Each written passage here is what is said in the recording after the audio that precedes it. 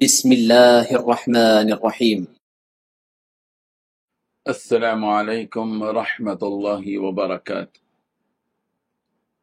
الحمد لله حمدا كثيرا طيبا مباركا فيه،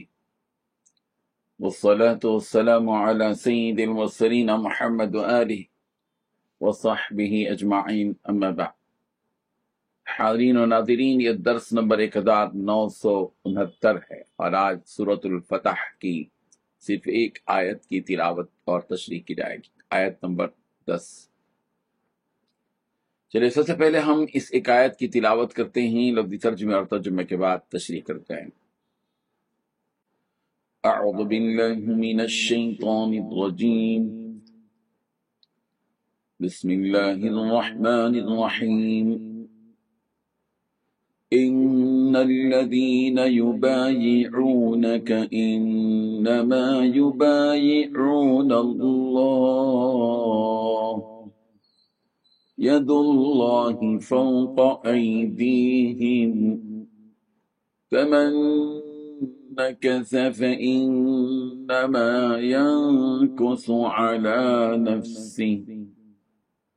ومن أوفى بما عاهد عليه الله فسيؤتيه أجرا عظيما، صدق اللہ العظیم۔ لفظی ترجمہ یوں ہے، ان الذین، بے شک وہ لوگ جو یبایعونک، آپ سے بیعت کرتے ہیں، انما یبایعون، بس وہ تو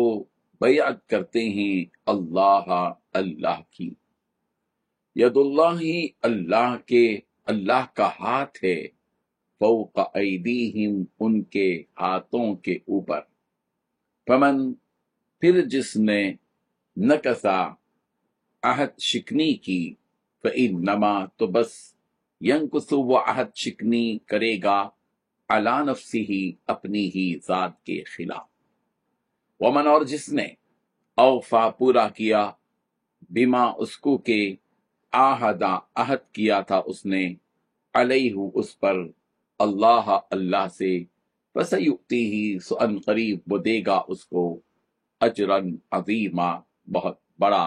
اجر۔ ترجمہ یوں ہے، اے پیغمبر، جو لوگ آپ سے بیعت کر رہے ہیں وہ در حقیقت اللہ سے بیعت کر رہے ہیں، اللہ کا ہاتھ ان کے ہاتھوں پر ہے، اس کے بعد جو کوئی عہد توڑے گا اس کے عہد توڑنے کا وبال اسی پر پڑے گا، اور جو کوئی اس عہد کو پورا کرے گا جو اس نے اللہ سے کیا ہے تو اللہ زبردست ثواب عطا کرے گا۔ اس آیت میں 4 باتیں بیان کی گئی ہیں۔ پہلی بات، اے نبی، جو لوگ آپ سے بیعت کر رہے ہیں دراصل وہ اللہ سے بیعت کر رہے ہیں۔ دوسری بات، اللہ کا ہاتھ ان بیعت کرنے والوں کے ہاتھوں پر ہے۔ تیسری بات، اس کے بعد جو کوئی عہد توڑے گا اس کے عہد توڑنے کا وبال اسی پر پڑے گا۔ چوتھی بات، جو کوئی اس عہد کو پورا کرے گا جو اس نے اللہ کے ساتھ کیا ہے تو اللہ اس کو زبردست ثواب عطا کرے گا۔ اس آیت میں بیعت رضوان کا ذکر کیا جا رہا ہے جو صلح حدیبیہ کے موقع پر ہوئی کہ اے نبی، جن جن لوگوں نے آپ سے درخت کے نیچے قریش سے جہاد کرنے پر بیعت کی، در حقیقت انہوں نے اللہ سے بیعت کی، اس لیے کہ آپ سے بیعت کرنا گویا کہ اللہ سے بیعت کرنا ہے، جیسا کہ سورہ نساء کی آیت نمبر 80 میں ہے، 80 میں، من یطع الرسول فقد اطاع اللہ، کہ جس نے پیغمبر کی اطاعت کی اس نے اللہ کی اطاعت کی۔ اسی طرح جس نے پیغمبر کے ہاتھ پر بیعت کی اس نے اللہ کے ہاتھ پر بیعت کی، اور اس بیعت میں اللہ کا ہاتھ ان سب کے ہاتھ کے اوپر ہے، یعنی انہوں نے اللہ کے نبی سے جو اپنی جان دینے کا وعدہ کیا ہے اللہ تعالیٰ انہیں اس عمل سے زیادہ ثواب عطا کرے گا۔ امام قرطبی علیہ الرحمہ نے ید اللہ فوق ایدیہم کی یہی تفسیر بیان کی ہے کہ اگر وہ نبی رحمت صلی اللہ علیہ وسلم سے کیا ہوا وعدہ پورا کرتے ہیں تو اللہ تعالیٰ انہیں ان کی اس وفاداری کا بدلہ یعنی وفاداری کے بدلے میں جو ثواب ملنا ہے اس سے کئی گنا بڑھ کر ثواب عطا کرے گا اور ان پر اپنے انعامات کی بارش کر دے گا۔ امام زحیلی علیہ الرحمہ نے اس آیت کی تفسیر میں فرمایا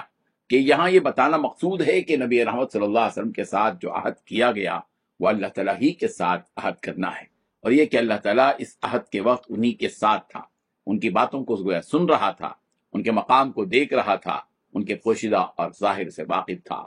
گویا کہ وہ نبی رحمت صلی اللہ علیہ وسلم کے واسطے سے ان سے عہد لے رہا تھا، جیسا کہ اللہ تعالیٰ نے سورہ توبہ کی آیت نمبر 111 میں فرمایا، ان اللہ اشترى من المؤمنین انفسهم واموالهم بان لهم الجنہ یقاتلون فی سبیل اللہ فیقتلون ویقتلون وعدا علیہ حقا فی التوراة والانجیل والقرآن ومن اوفى بعہدہ من اللہ فاستبشروا ببیعکم الذی بایعتم بہ وذلک هو الفوز العظیم۔ واقع یہ ہے کہ اللہ تبارک و تعالیٰ نے مومنوں سے ان کی جانیں اور مال اس بات کے بدلے خرید لیا ہے کہ جنت انہی کی ہے۔ وہ اللہ کے راستے میں جنگ کرتے ہیں جس کے نتیجے میں مارتے بھی ہیں اور مرتے بھی ہیں۔ یہ ایک سچا وعدہ ہے جس کی ذمہ داری اللہ تعالیٰ نے تورات اور انجیل میں بھی لی ہے اور قرآن مجید میں بھی، اور اللہ سے زیادہ کون وعدہ پورا کرنے والا ہوگا۔ لہذا اپنے اس سودے پر خوشی مناؤ جو تم نے اللہ سے کر لیا ہے، یہی بڑی کامیابی ہے۔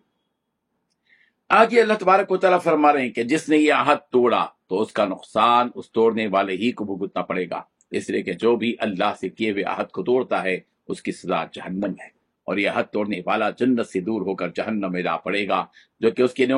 کے لیے نقصان کا سبب ہے۔ اور فرمایا کہ جس کسی نے اللہ سے کیے ہوئے عہد کو پورا کر دکھایا تو اللہ تعالیٰ اسے اس عہد کو پورا کرنے کے بدلے بے شمار اجر و ثواب عطا فرمائیں گے، اور وہ جنت کی شکل میں انہیں دیا جائے گا۔ اللہ تبارک و تعالیٰ ہم سب کو اس آیت کی حقیقت کو سمجھنے کی توفیق عطا فرمائے۔ آمین۔ وآخر دعوانا ان الحمد للہ رب العالمین۔